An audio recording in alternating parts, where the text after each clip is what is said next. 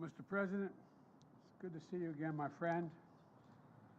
We've met several times over the last year, and each time we have deepened our nation's partnership, and for the benefit, I think, of both our peoples. Today's no exception. Our nation's relationship has been a great success story. The alliance formed in war and has flourished in peace. Seemingly every day, we've launched new areas of cooperation on cyber, strategic technologies, space, democracy, and all the areas that matter most to our future. Because of its core, our alliance is about building a better future for all of our people. And there's no better example than our economic relationship and partnership, which is delivering incredible benefits to both our nations. Through the Indo-Pacific Economic Framework, we're advancing economic growth grounded in high standards for our workers, for the environment, and for communities throughout the region. We're standing together against economic influence being leveraged in coercive ways. And since I took office, Korean companies have invested more than $100 billion in the United States, driving innovation and spurring good new jobs for Americans and Korean workers. Our mutual defense treaty is ironclad, and that includes our commitment to extended deterrence, and that includes the nuclear threat and the nuclear deterrent. They're particularly important in the face of DPRK's increased threats and a blatant violation of U.S. sanctions. At the same time, we continue to seek serious and substantial diplomatic breakthroughs with the DPRK to bolster stability on the peninsula, reduce the threat of proliferation, and address our humanitarian and human rights concerns for the people of the DPRK. The Republic of Korea and the United States are working together, including through our trilateral cooperation with Japan, to ensure the future of the Indo-Pacific is free, is open, prosperous, and secure. I want to thank you again, Mr. President, for your political courage and personal commitment to diplomacy with Japan. I've worked on these issues for a long time, and I can tell you it makes an enormous difference when we all pull together. I also welcome and support your administration's new Indo-Pacific strategy. It's a strategy that affirms how aligned our two nations are and our visions of the region and how similar they are. Today, we discussed our work together on promoting peace and stability in the Taiwan Straits, ensuring freedom of navigation in the South China Sea and beyond. Excuse me. I also affirmed our shared commitment, we together shared our firm shared commitment to stand with the people of Ukraine against Russia's brutal assault on their freedom, their territorial integrity, and democracy. The Republic of Korea's strong support for Ukraine is important because Russia's flagrant violation of international law matters to nations everywhere in the world, not just in Europe. When it comes right down to it, it's about what you believe, what you stand for, what kind of future you want for your children and grandchildren. And right now, I believe the world is at an inflection point. The choices we make today, I believe, are going to determine the direction of our world and the future of our kids for decades to come. That's why this partnership is so important, Mr. President, because we share the same values, the same vision. And I greatly appreciate, Mr. President, that the Republic of Korea co-chaired the second Summit on Democracies last month, and they will host the third Summit for Democracies. We both understand that our democracies and our people are our greatest source of strength, and working together, they make our nation stronger and more effective. From tracking the climate crisis and strengthening our effort to fight it and strengthening global health, no two countries are better suited to meet the challenges ahead than the Republic of Korea and the United States. I want to thank you again, Mr. President, for your friendship, your partnership, and all you've done to help build a future of shared strength and success. The floor is yours, Mr. President.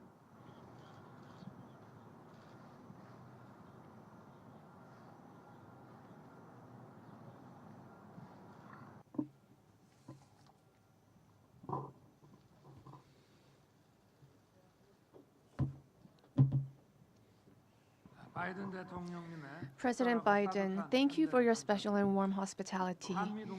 I am very pleased to be making a state visit to the United States during this meaningful year that marks the 70th anniversary of the ROK-US alliance.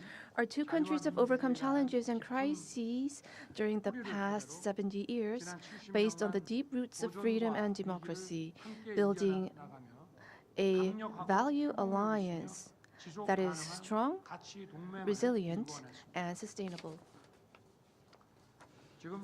We are now being threatened by an unprecedented polycrisis. The ROK-US alliance is jointly overcoming this crisis, also coming from North Korea, as a righteous alliance that contributes to world peace and prosperity. We will further expand the depth and denotation of the ROK-US Global Comprehensive Strategic Partnership and march forward to the future. Today, President Biden and myself engaged in constructive dialogue to discuss ways to materialize this shared vision. The outcome of our dialogue is well outlined in the joint statement adopted today. The first key outcome is extended deterrence. Sustainable peace on the Korean Peninsula does not happen automatically.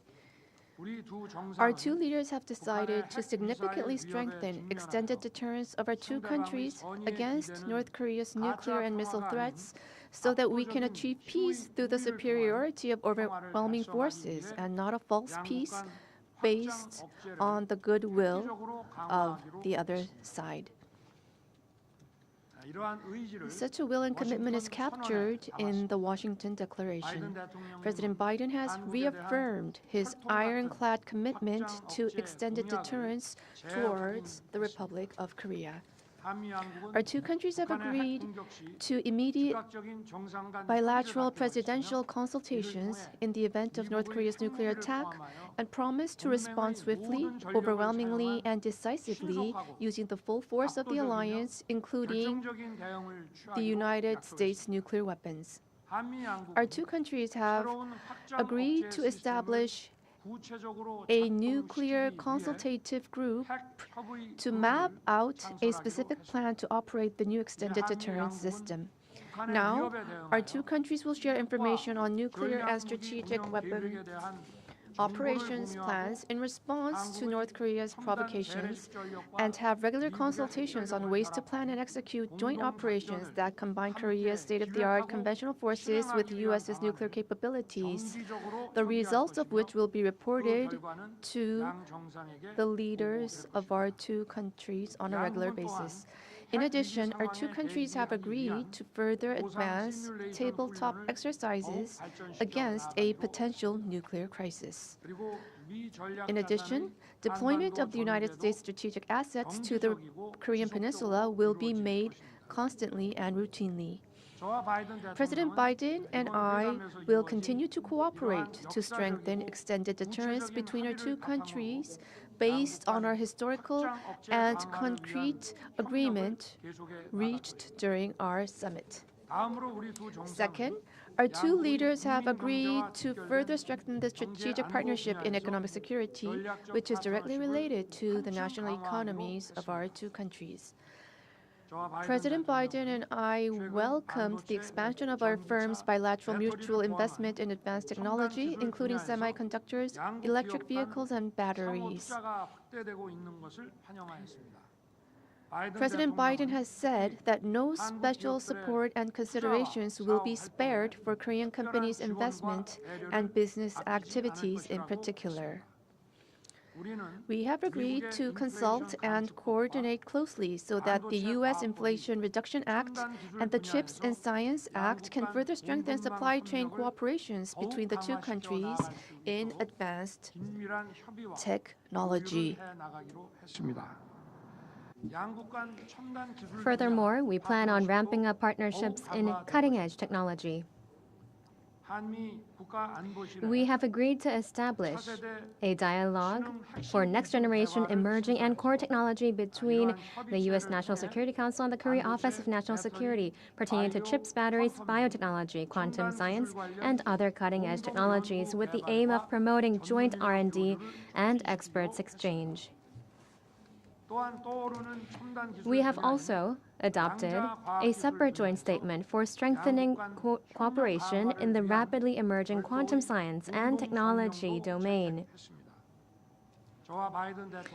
President Biden and I have also agreed to get the ball rolling on discussions about expanding our alliance into cyber and space by applying the Mutual Defense Treaty in cyberspace and space as well.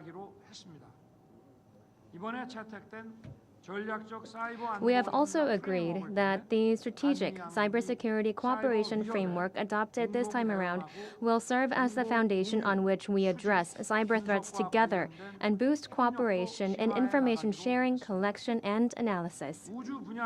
Space is another area that shows great promise for cooperation between our two countries. During my time here, I was able to visit the NASA Goddard Space Center. President Biden welcomed the establishment of CASA, and we have agreed to promote cooperation between CASA and NASA. We have also agreed to accelerate discussions on reaching a reciprocal defense procurement agreement, which is equivalent to an FTA in terms of national defense. Meanwhile, President Biden and I have agreed to promote exchange between the future generations of our two countries. To this end, we have launched the U.S. ROK Special Exchange Initiative for Youths. In celebration of the 70th anniversary of the ROK-U.S. alliance this year, our two countries plan to invest a total of $60 million to support exchanges between 2,023 youths majoring in STEM, humanities, and social sciences. This also includes the largest Fulbright program to date, which will provide scholarships for 200 students.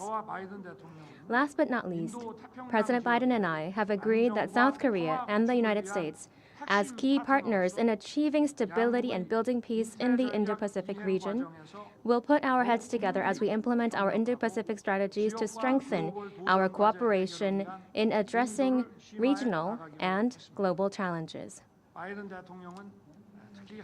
In particular, President Biden expressed strong support for efforts made by the Korean government to normalize Korea-Japan relations. And we have agreed to continue our efforts in strengthening Korea-U.S.-Japan trilateral cooperation. Furthermore, we reaffirmed that the use of force to take the lives of innocent people, an example of which would be Russia's invasion of Ukraine, can in no circumstances whatsoever be justified. In that sense, we agreed to continue our cooperation and efforts alongside the international community to support Ukraine.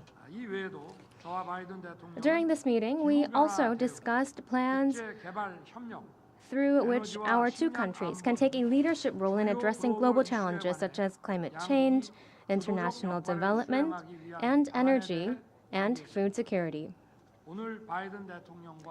I am delighted that through today's meeting, we've opened up a new chapter for the next 70 years of the ROK-U.S. alliance. I hope President Biden and I, with the support of people in our two countries, can fully deliver on the blueprint that we have mapped out today with the aim of founded in the reaffirmation of the value of freedom and our universal values. Thank you.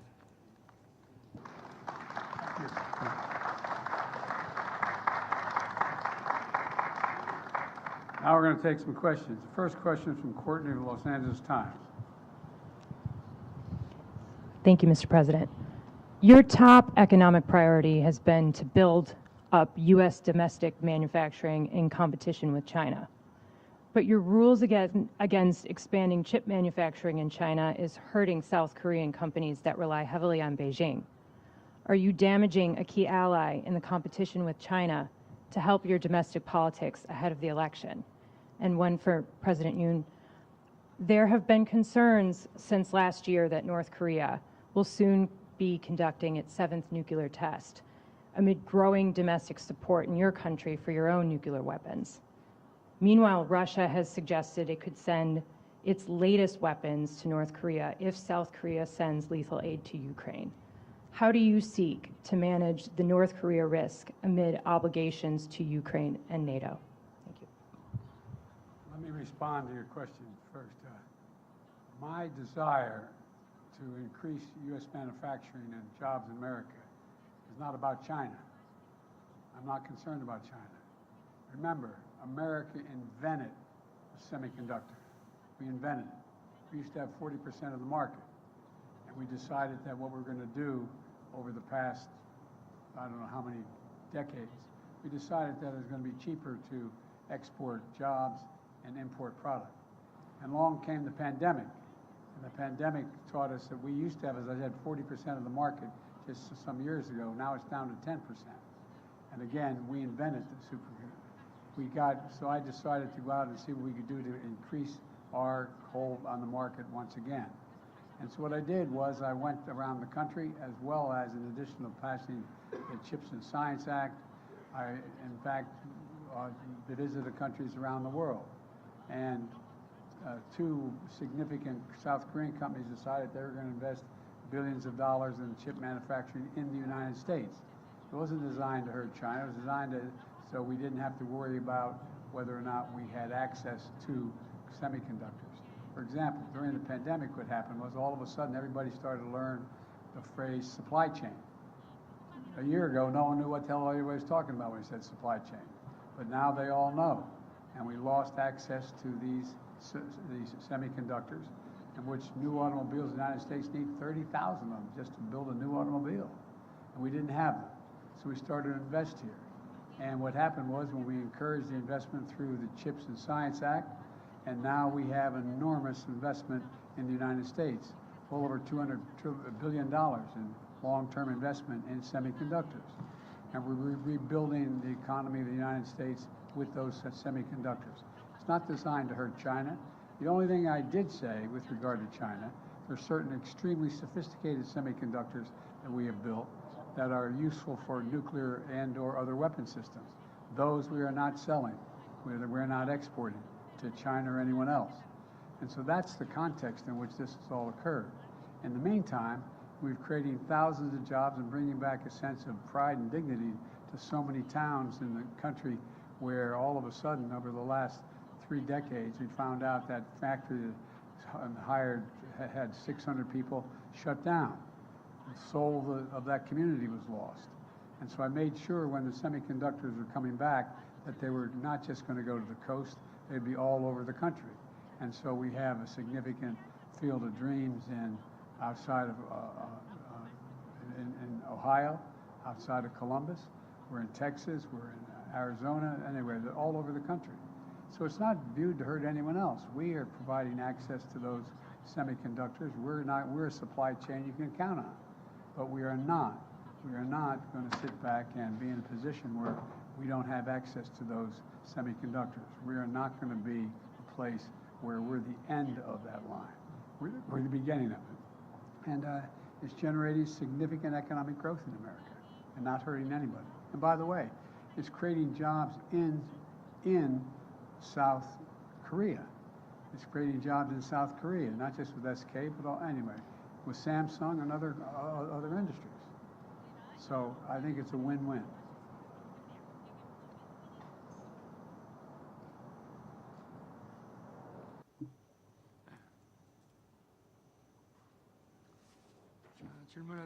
With regard to your question, let me provide my answer.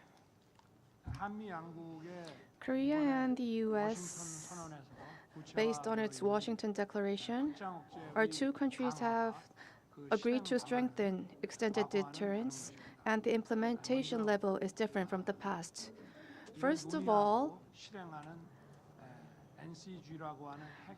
We have an NCG, Nuclear Consultative Group, that has been launched that will implement discussions and actions, and we will hold regular meetings and consultations under NCG. We will share information on mutual nuclear assets and intelligence, and we will jointly plan responses and also jointly plan exercises and drills and implementation plans. So all of these will be strengthened and specified under the Nuclear Consultative Group. We want to customize our response against North Korea's nuclear threat based on extended deterrence. And in the process of achieving this goal, any concerns that Koreans may have against North Korean nuclear weapons will be relieved, I believe. If nuclear weapons are used, our two countries will strengthen our response in a swift manner.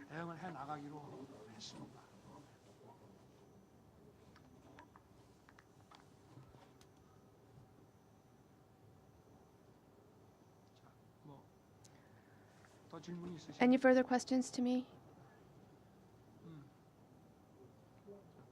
Please.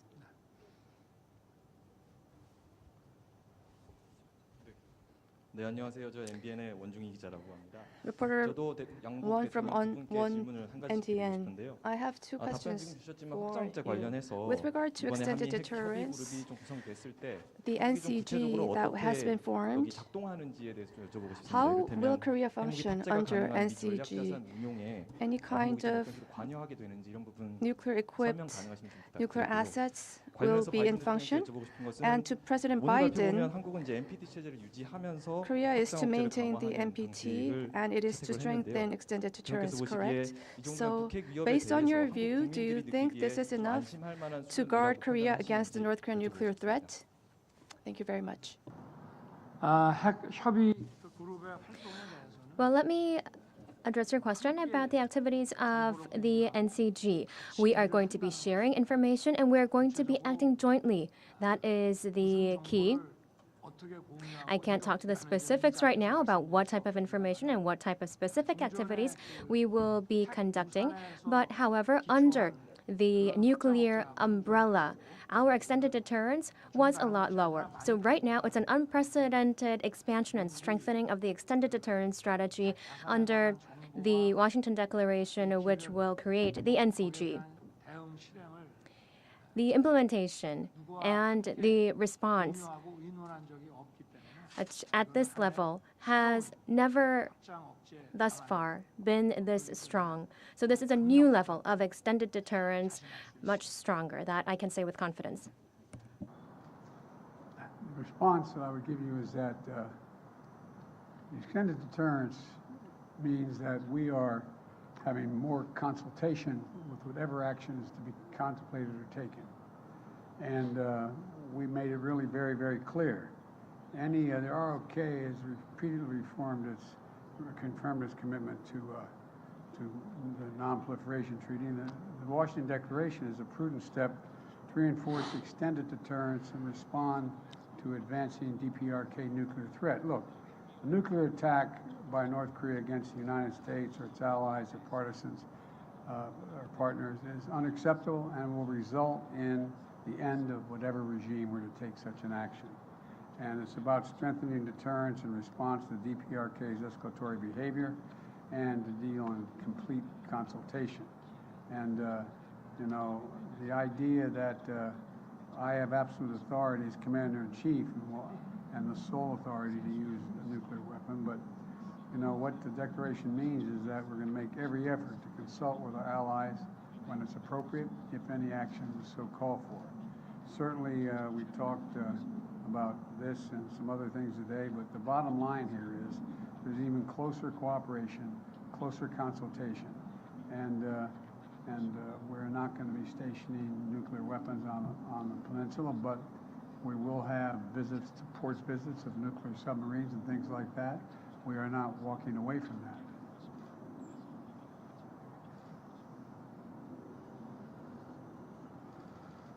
My turn to ask a question. I think the next question is Mary Bruce, ABC. Thank you, Mr. President. You recently launched your re-election campaign. You've said questions about your age are legitimate, and your response is always, just watch me. But the country is watching, and recent polling shows that 70% of Americans, including a majority of Democrats, believe you shouldn't run again. What do you say to them? What do you say to those Americans who are watching and aren't convinced? You've said you can beat Trump again. Do you think you're the only one? I may not be the only one, but I know him well, and I know the danger he presents to our democracy, and we've been down this road before. And with regard to age, you know, and polling data, I noticed the polling data I keep hearing about is that I'm between 42 and 46% favorable rating, et cetera. And but everybody running for re-election in this time has been in the same position. There's nothing new about that. You're making it sound like Biden's really underwater. Number one. Number two, when the same polling data asks whether they think what kind of job I've done, it gets overwhelmingly positive results. From 58% thinking everything from the CHIPS Act and all the things we've done. You know, we've created, like I said, we've created 12 million new jobs. We've created 800,000 manufacturing jobs. We have economic growth moving. We're in a situation where the climate, we've invested more money and more help in dealing with the climate crisis than any nation in the world. And so things are moving. And the reason I'm running again is there's a job to finish. The other thing is that, look, you know, think about what I inherited when I got elected. I inherited a nation in overwhelming debt at the time, number one, in the hole for the 4 years that he was president. I inherited a nation that had a serious loss of credibility around the world as America first. And, you know, the first meeting I attended the G7, I said, America's back. And one of the world leaders looked and said, for how long? For how long? There was a great concern about the United States being able to lead the free world. And we're doing that again. And those same polls you look at, you take a look at the polls, they're saying whether I pull together NATO and the European Union as well as Asian partners, I think we have. But there's more to do. And with regard to age, I can't even say, I guess how old I am, I can't even say the number. It doesn't register with me. And but the only thing I can say is that one of the things that people are going to find out, they're going to see a race, and they're going to judge whether or not I have it or don't have it. I respect them taking a hard look at it. I take a hard look at it as well. I took a hard look at it before I decided to run. And I feel good. I feel excited about the prospects. And I think we're on the verge of really turning the corner in a way we haven't in a long time. I know you're tired of hearing me say we're at an inflection point. Well, we really are. What happens in the next 2, 3, 4 years is going to determine what the next 3, 4 decades look like. And I have never been more optimistic in my life about the possibilities of the United States. To be clear, though, you just said, I know him well. Did Donald Trump's decision to run affect yours? Would you be running if he wasn't? Yeah, I think I still would be running if he wasn't. I do know him well. He's not hard to know, as you know. You know him well, too. The question is whether or not, look, there's more to finish the job. We have an opportunity to put ourselves in a position where we are economically and politically secure for a long time. Look, we continue to have, and now you don't like me hear me saying it, there's still a contest between autocracies and democracies. And we're the leading democracy in the world. And it's something I know a fair amount about, something I care about, and something that I have found a willingness from an awful lot of our allies and friends to follow. So I think that, you know, we have to finish the job, nail it down.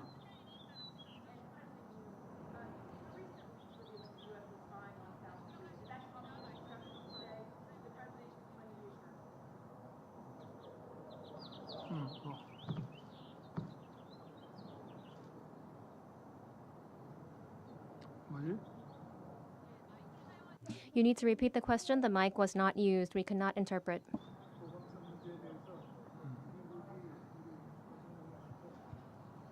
They need to repeat the question. Please use the microphone. We cannot provide interpretation if you do not use the microphone. Microphone. My apologies. Thank you. Microphone. Did the recent leaks revealing that the U.S. was spying on South Korea come up at all in your discussions? And did President Biden provide you any assurances?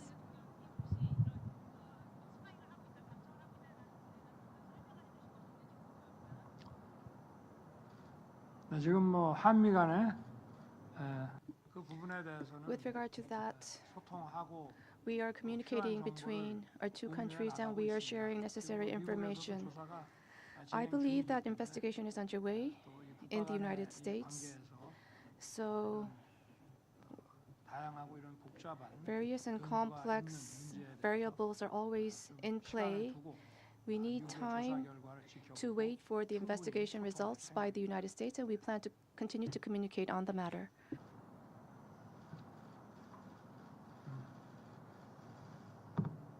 This will be the last question. 예, 질문해 주셔서 감사합니다. 파이낸셜 뉴스의 김학재 기자입니다. I'm from Financial News. My name is Kim Hak-jae. 질문 드릴 텐데요. 윤석열 대통령께 먼저 말씀드리겠습니다. My question goes to both of you. My first one goes to President Yoon first. During the state visit, you've said that the alliance has strengthened to cutting-edge industries, to cutting-edge science, and also investments in businesses have been some of the outcomes. These are some positives. However, to each individual of the public, how will this have a long-term impact? What will be the direct benefits felt? And to President Biden. In celebration of the 70th anniversary of the Iraq-US alliance, I know that the atmosphere is really positive. However, Korean businesses, especially because of the CHIPS Act and the IRA, are on edge. What message can you send to the Korean companies to really make sure and tell them that this is not something to worry about? The technology cooperation between the ROK and the U.S. and also in partnerships in cutting-edge industries and science and technology was your first question. So that is about really strengthening the competitiveness of our two countries. And it will enhance the productivity and create added value, high added value. These are the types of products that are going to be produced. And from the perspective of the public, for each individual, in that process, they will reap the benefits wide and comprehensive that will stem from these industries and investments in these industries, for example, from job creation as well. And above all, the future generations will be given the determination and will to take on new challenges and embrace opportunities in our industry so that they can continue to prosper and grow and become more abundant in the future. The reassurance is that it's overwhelmingly in our interest for Korea to do well. No, it is. It's very much in America's interest that Korea do well in the Pacific, very well, because they are one of our most valued partners. And so I think the combination of growing democracies and the democratic institutions as well as their economies is overwhelming in the benefit of the United States, whether it is in South Korea or it's in Australia, in the deep South Pacific.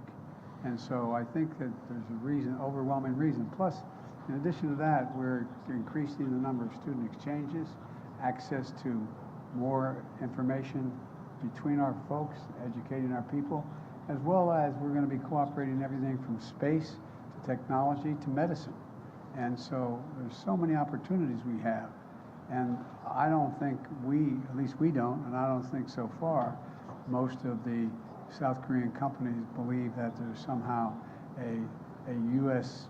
effort to slow them down, prevent their growth, or anything like that. We'd like to see them grow. And I mean that sincerely. It's overwhelming in the U.S. interest for South Korea to do very well economically. It's overwhelming in our interest because it has. And then lastly, I think we underestimate the example that South Korea sets. Here you have a nation that is significant, but is not a nation of 200,000, 300,000, 400,000 people making the kind of changes it's making. It gives other smaller nations hope to believe that if they have democratic institutions and commitment and impact on industries that, in fact, are the cutting-edge industries, new sciences and technology, including AI and other things, that there's a future for them. And I think that's what this is about.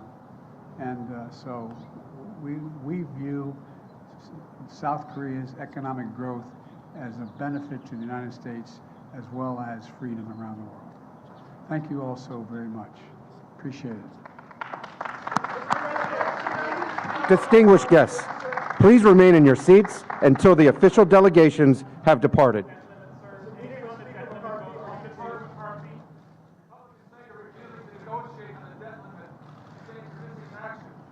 They haven't figured out the debt limit yet. Thank you. I'm happy to meet with McCarthy, but not on whether or not the debt limit gets extended. That's not negotiable.